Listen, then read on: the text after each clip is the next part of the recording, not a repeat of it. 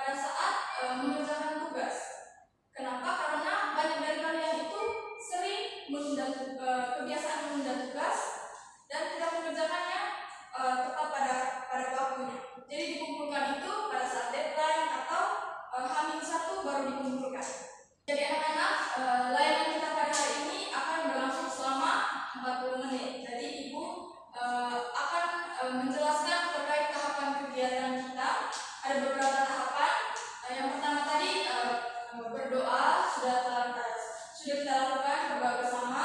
Lalu Ibu akan sudah menyampaikan topik layanan kita pada hari ini dan beserta tujuan layanannya. Lalu Ibu akan melakukan ice breaking bersama kalian sebentar lagi ya, agar suasana di kelas lebih seru, lebih bersemangat dan anak-anak juga bisa fokus terhadap layanan kita pada hari ini. Lalu Ibu akan menyampaikan beberapa aturan dalam bimbingan kelas kita pada hari ini. Lalu Ibu akan menjelaskan sedikit materi layanan kita, yaitu topik yang tadi itu. Lalu kita akan menjalankan metode yang telah Ibu rancang, yaitu studi kasus, di mana Ibu akan membagi kalian dalam 2 kelompok dan kalian akan menjawab soal dari studi kasus yang akan Ibu bagikan. Studi kasusnya itu akan berbeda-beda ya, kelompok 1 beda, kelompok 2 berbeda. Setelah itu kita akan masuk pada tahap akhir, yang dimana Ibu akan memberikan kesempatan kalian untuk menyampaikan kesimpulan terkait secara keseluruhan dari proses layanan kita pada hari ini. Lalu Ibu akan membagikan evaluasi hasil dan ditutup dengan doa. Oh ya, nanti ada juga tugas yang akan Ibu berikan dan nanti kalian kerjakan di rumah dan dikumpulkan melalui Google Form. Nanti akan dibagikan melalui WA Group. Jadi kalian semua ada WA Group kelas ya? Ada, Ibu. Bagus. Jadi sebelum kita masuk kepada materi layanan yang akan Ibu jelaskan, kita semua akan melakukan SBM dulu. Jadi Ibu minta kalian semua berdiri. Jadi anak-anak, kita melakukan SBM-nya itu bernyanyi. Jadi anak-anak mungkin tahu ya SBM-nya. Ya, masuk.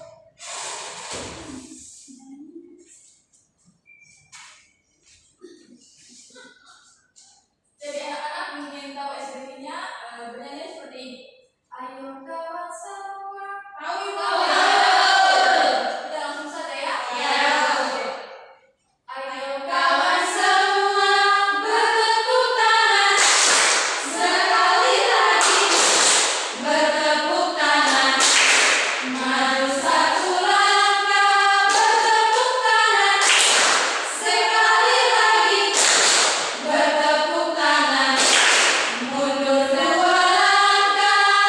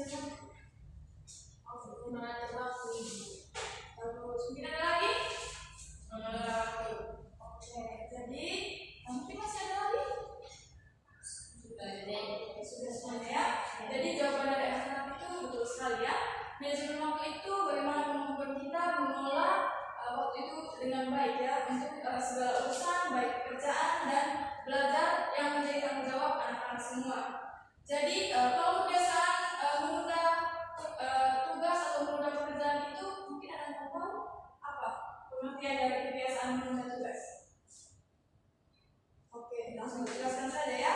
Kebiasaan menunda tugas itu tindakan yang menghabiskan waktu tanpa mengerjakan tugas itu dengan menyelesaikannya tepat pada waktunya, dan dengan tidak menyelesaikan tugas pada tepat waktunya dapat menyebabkan anak-anak semua itu menjadi stres dan mendapatkan tekanan yang besar. Apakah anak-anak pernah mengalami hal seperti itu?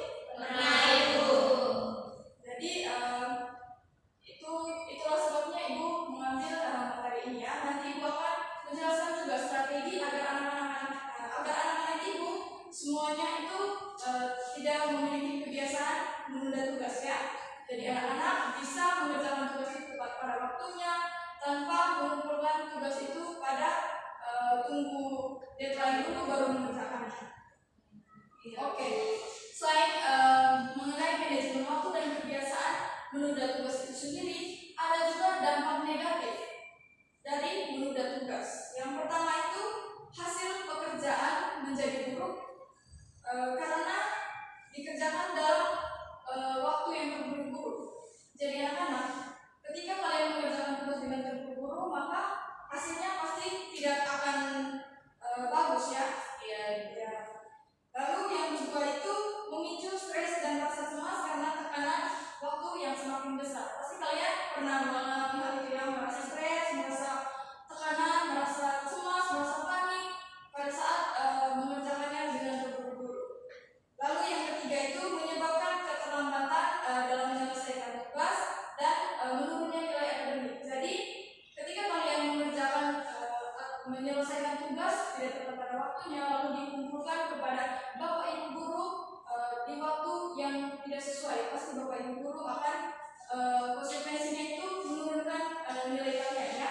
Nilai kalian pasti akan turun dan itu menyebabkan nilai akademik kalian tidak bagus ya.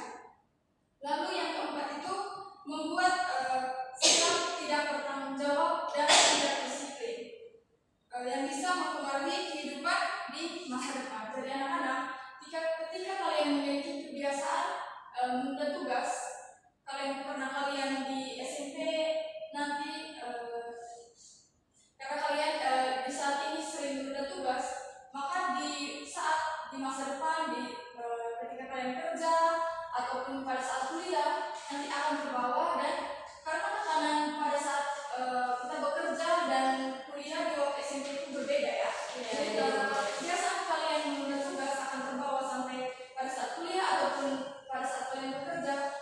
Pekerjaan kalian itu akan menjadi tidak baik dan teledor, hasilnya juga tidak akan maksimal. Oke.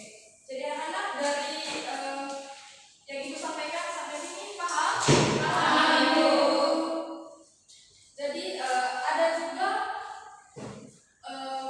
strategi seperti yang Ibu bilang tadi ya, supaya anak-anak semua itu bisa menghilangkan kebiasaan menunda tugas. Jadi Ibu punya contoh penyusunan jadwal belajar harian atau jadwal tugas ya.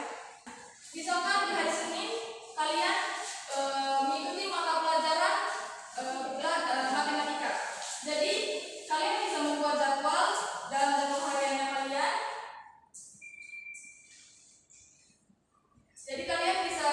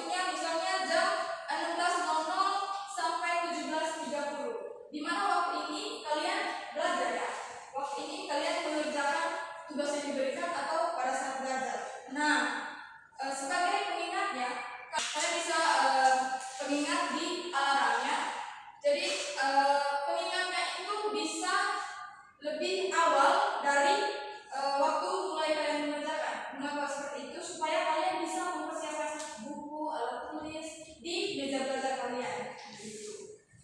Sampai sini semuanya bisa paham ya? Bisa, Ibu. Bisa menjatuh hari ini. Bisa. Oke. Nanti sebagai tugas, ya seperti Ibu yang telah Ibu sampaikan tadi, Ibu akan berikan tugas. Jadi tugasnya anak-anak semua akan membuat jadwal harian seperti ini, jadwal harian seperti ini, jadwal tugas ya. Seperti ini nanti akan dikumpulkan di Google Form. Nanti Ibu bagikan linknya ya. Oke, anak-anak, itu salah satu strategi yang bisa Ibu sampaikan ya. Nanti semuanya tolong dikerjakan tugasnya ya. Baik anak-anak, mungkin itu saja yang bisa materi kita hari ini yang bisa Ibu sampaikan kepada kalian. Sebelum Ibu melanjutkan ke metode kita studi kasus, mungkin ada pertanyaan? Oke. Jadi anak-anak, kita menuju ke metode kita yaitu studi kasus, yang dimana Ibu akan membagikan LKPD kepada kalian untuk dikerjakan saat ini juga ya, dan semua kelompok akan mempresentasikan, dibacakannya agar kelompok lain juga tahu.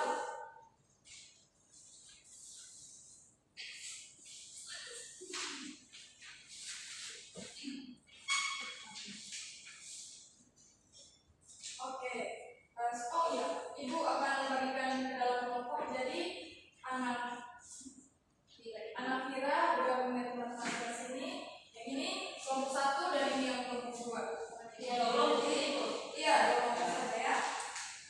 Di kelompok 1 ini kelompok 2. Jadi anak-anak semua bisa mulai mengerjakannya mulai dari sekarang ya. Iya, Ibu. Waktu pekerjaannya 5 menit ya.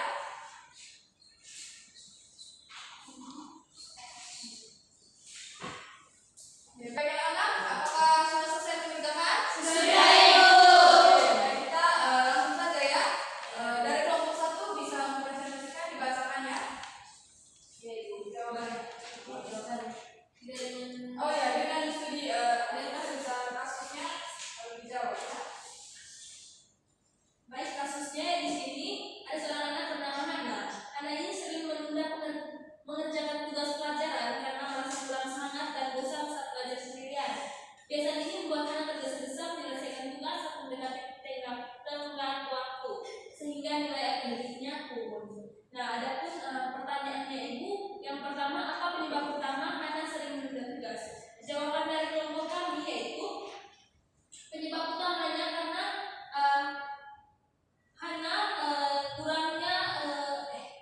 Hana tidak memiliki motivasi belajar dan rasa bosan saat belajar sendiri. Nah, hal ini yang membuat Hana mengalami penurunan minat dan semangat dari dalam diri sehingga Hana tidak merasa terdorong untuk segera menyelesaikan tugasnya.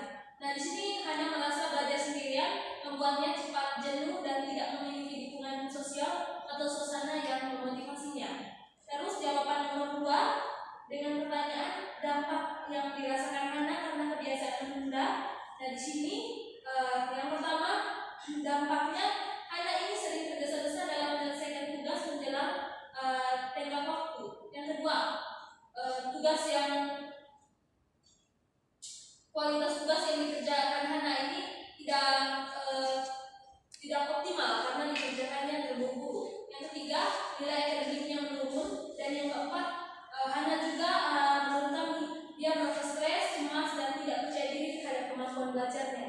Terus pertanyaan yang ketiga Ibu, strategi yang bisa membantu Hana mengatasi kebiasaan menunda mengerjakan tugas ini dari memahami. Yang pertama itu membuat jadwal belajar yang teratur dengan menempatkan waktu khusus setiap hari untuk mengerjakan tugas. Terus yang kedua, meningkatkan motivasi dari dalam diri dengan mengingat tujuan belajar dan manfaat dari tugas yang dikerjakan. Sekian Ibu. Baik, terima kasih. Dan Ibu, dari hasil diskusi kami dengan kasus Rija mengalami kesulitan dalam mengatur waktu sendiri sehingga sering mengerjakan tugas di saat deadline atau mendekati tenggat waktu. Ia merasa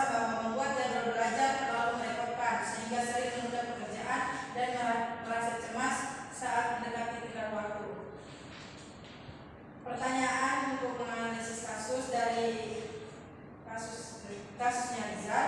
Jawaban yang pertama, mengapa Rizal kesulitan dalam mengatur jadwal belajar?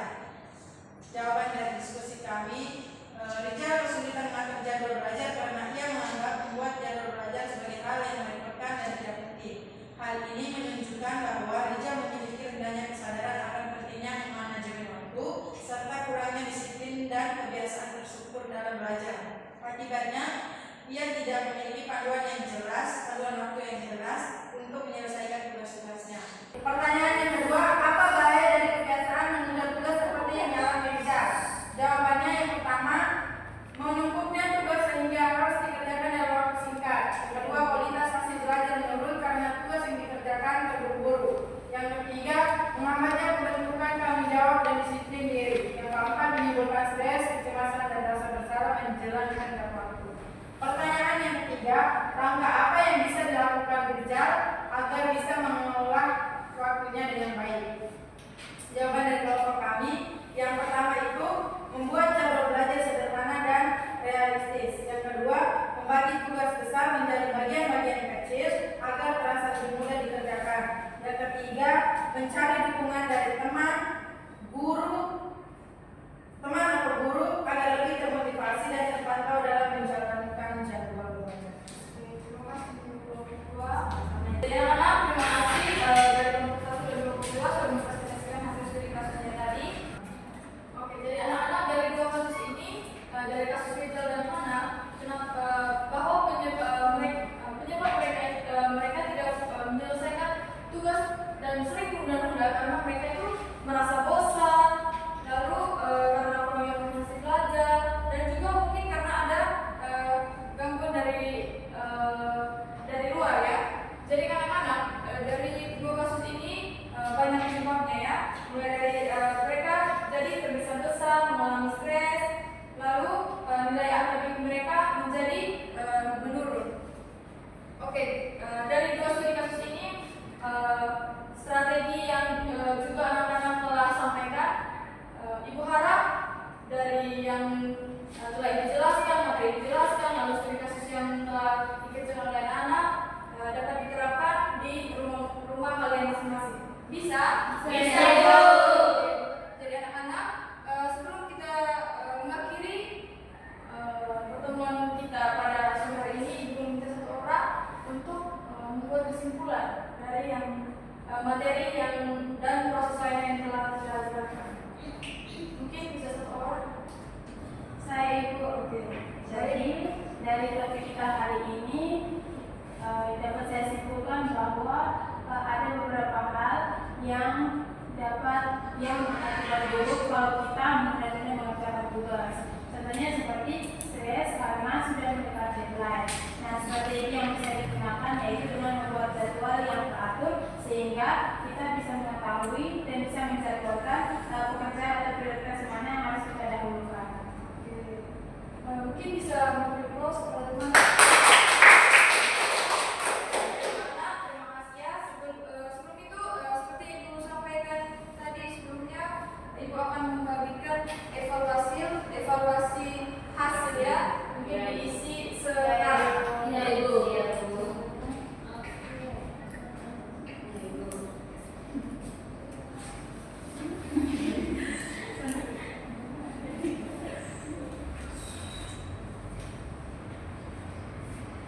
Terima kasih anak-anak karena sudah mengisi evaluasi hasil.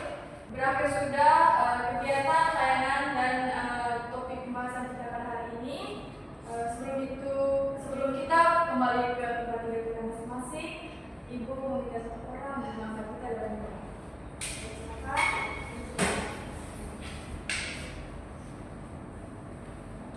Sebelum kita menutup kegiatan kita pada sebelum kita menuju pada kegiatan kita pada pagi hari ini, berdoa mulai, berdoa selesai. Baik anak-anak, jangan lupa tugas yang tadi diberikan tolong dikerjakan dan nanti Ibu kirimkan linknya lewat WhatsApp group ya. Iya, Ibu. Kalau gitu Ibu permisi dulu ya. Iya, terima kasih. sweet as all.